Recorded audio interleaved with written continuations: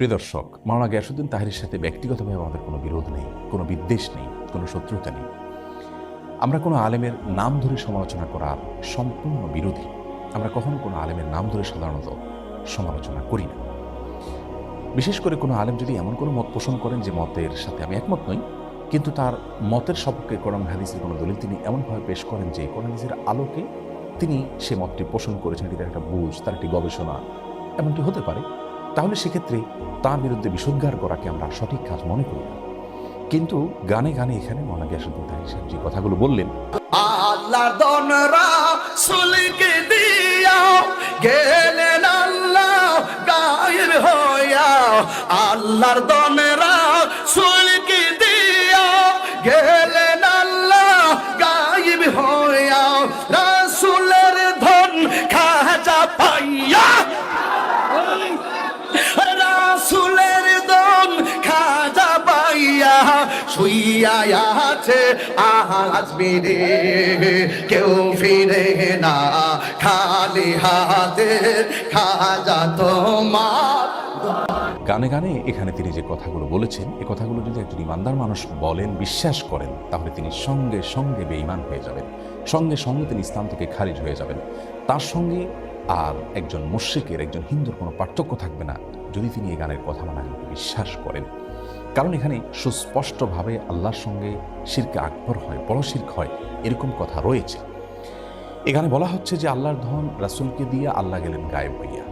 আল্লাহর ধন যদি রাসূলকে দিয়ে আল্লাহ গায়েব হয়ে থাকেন, নাউযুবিল্লাহ, তাহলে সেক্ষেত্রে তার বিবরণ তো কোরআনে থাকবে, তার বিবরণ তো রাসূল আকরাম সাল্লাল্লাহু আলাইহি ওয়াসাল্লামের কোনো হাদিসে থাকবে। অথচ কোরআন হাদিসে এরকম কোনো কথা তো নাই, বরং হুবহু এর বিপরীতটি কোরআনে রয়েছে অত্যন্ত পরিষ্কারভাবে, স্পষ্টভাবে।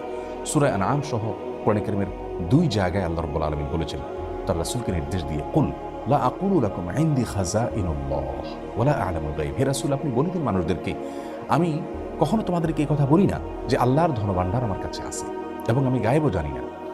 দেখুন, এখানে আল্লাহ রাব্বুল আলামিন পরিষ্কারভাবে তার রাসূল সাল্লাল্লাহু আলাইহি ওয়াসাল্লামকে বলছেন, আপনি বলে দিন মানুষদেরকে যে আল্লাহর ধনভাণ্ডার আমার কাছে নাই।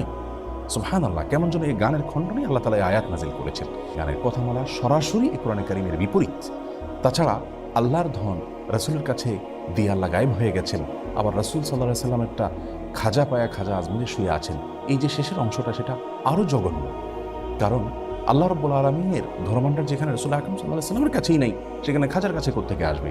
আবার খাজার দরবারে থেকে কেউ ফিরে না খালি হাতে। এই যে কথা বলা হচ্ছে, খাজার দরবার থেকে কেউ খালি হাতে ফিরবে না। খাজা কি কাউকে দেওয়ার কোনো ক্ষমতা আছে? পৃথিবীর কোনো কবর, সেটা যত বড় নেককার মানুষের হোক না কেন, যত বড় ভালো মানুষের হোক না কেন, তার কবর থেকে, তার কবর জিয়ারত করে সেখান থেকে মানুষের কোনো কিছু পাওয়ার কোনো সুযোগ আছে? কোরআন হাদিস বলে, ইসলাম বলে, সেখান থেকে মানুষের পাওয়ার কিচ্ছু নেই। রাসূল আকরাম সাল্লাল্লাহু আলাইহি ওয়াসাল্লাম তার এক সাহাবীকে বলেছেন, ওয়া ইযা সাআলতা ফাসআলিল্লাহ ওয়া ইযা ইসতাআনতা ফাসতাইন বিল্লাহ। কিছু চাইতে হলে আল্লাহর কাছে চাইবে, কোনো সাহায্য চাইতে হলে আল্লাহর কাছে চাইবে।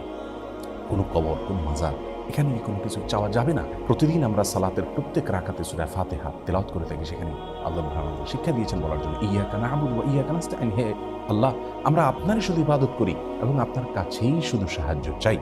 তার মানে সাহায্য আল্লাহ ছাড়া কারো কাছে চাওয়া যাবে না।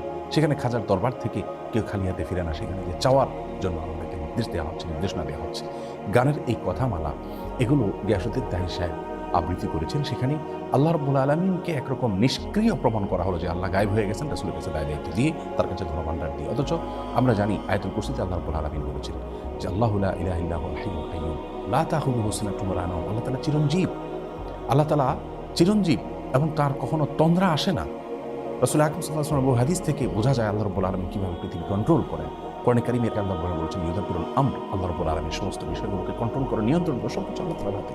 সেখানে এ ধরনের শিরকি কথা একজন মুসলিমের মুখ থেকে কখনো বাহির হতে পারে না।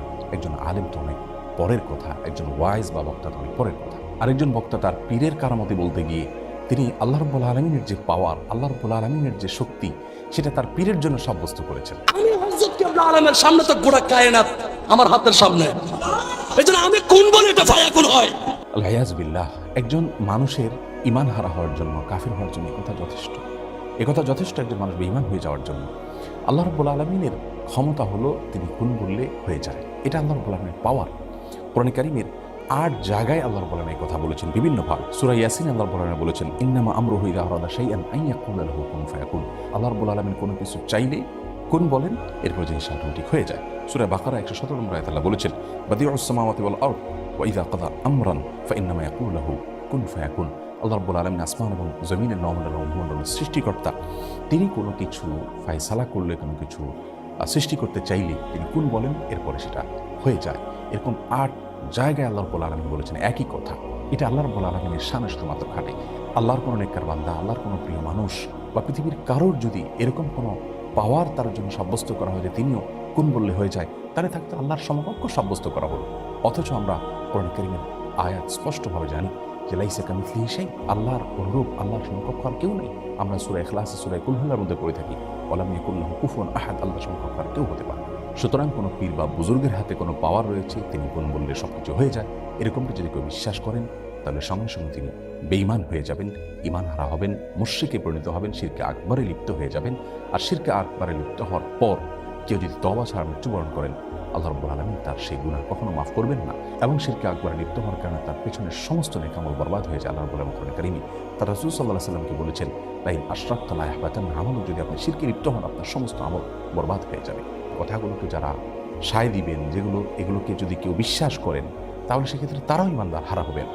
এই যে শত শত হাজার হাজার লক্ষ লক্ষ মানুষ তার দ্বারা বিভ্রান্ত হওয়ার সম্ভাবনা রয়েছে এবং এটা ঈমানের প্রশ্ন, এই জায়গায় আমরা আর চুপ থাকতে পারছি না, এখানে আমাদের কথা বলতেই হচ্ছে। আমি আমার ভাই মাওলানা গিয়াসউদ্দিন তাহেরের প্রতি বিনীতভাবে আরজ করতে চাই, প্রিয় ভাই আমার, ঈমানের প্রশ্ন আমাদেরকে আল্লাহর কাছে যেতে হবে। আমরা অন্য যাই করি না করি, অন্তত ঈমান হারা হওয়ার মতো কথা, শিরকে আকবর হওয়ার মতো কথা থেকে আমাদের বেঁচে থাকা উচিত। আল্লাহ রাব্বুল আলামিনের ভয়ে অন্তত আপনি তওবা করুন এবং আল্লাহর কাছে ফিরে আসুন এবং আপনার এই কথাকে আপনি প্রত্যাহার করুন। এতে আপনি আল্লাহর কাছে সম্মানিত হবেন, মানুষের কাছেও সম্মানিত হবেন ইনশাআল্লাহ। আল্লাহ তাআলা আমাদের সকলকে শুদ্ধ এবং সুন্দরের পথে থাকার তৌফিক দান করুন, ঈমান হারা হওয়ার মতো কথা এবং বিশ্বাস থেকে বেঁচে থাকার তৌফিক নসিব করুন। আসসালামু আলাইকুম।